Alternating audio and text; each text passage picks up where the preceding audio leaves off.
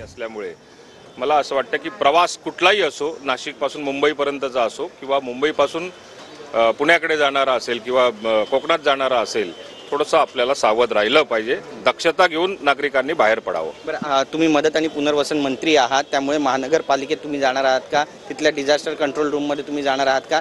पुढची भूमिका तुमची काय असेल? ग्राउंड झिरोवर उतरणार का मंत्री म्हणून? नाही, एक सर्वात महत्त्वाची गोष्ट म्हणजे मी एक अतिशय लो प्रोफाईलमध्ये जगणारा माणूस आहे.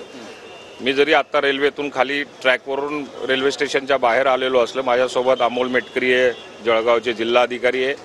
आम्ही ताबडतोब या ठिकाणून मुंबई महापालिकेच्या कंट्रोल रूमला जाणार. सध्या मुंबईमधली असलेली परिस्थिती, कंट्रोल रूममधनं काय काय कंट्रोल केला जातो याचा त्या ठिकाणी थोडंसं माहिती घेणार आणि तिथून मंत्रालयात सरळ जाणार. आधी मंत्रालयातल्या राज्य आपत्ती व्यवस्थापनाची जी कंट्रोल रूम आहे, त्यात राज्यामध्ये ज्या ज्या ठिकाणी अशा स्वरूपाचा पाऊस पडत असेल त्या ठिकाणी आपल्या कंट्रोल रूमच्या माध्यमातून जिल्हाधिकाऱ्यांबरोबर किंवा जिल्ह्याच्या प्रशासनाबरोबर काय संपर्क चाललेला आहे किंवा कुठे काय दक्षता घेण्याची आपल्याला आवश्यकता आहे, त्या सूचना काही वेळानंतर जसा मी पोहोचेल तशा सूचना दिल्या जातील. ट्रेनमधून उतरून ट्रॅकवर चालण्याचा तुमचा अनुभव कसा होता? पावसाला तुम्हाला सुद्धा तोंड द्यावं लागलंय?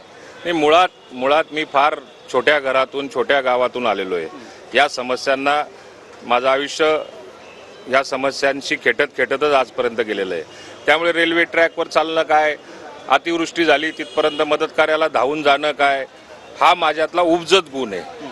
त्यामुळे ज्या ठिकाणी आपत्ती येत असेल त्या ठिकाणी मला कुठलाही संकोच बाळगण्याचं कारण नाही किंवा मला काही कुठला असं फार मोठं प्रेस्टिज करण्याचं कारण नाही. मी त्या ठिकाणी पोहोचतोच आणि मदत कार्य चालू ठेवतो.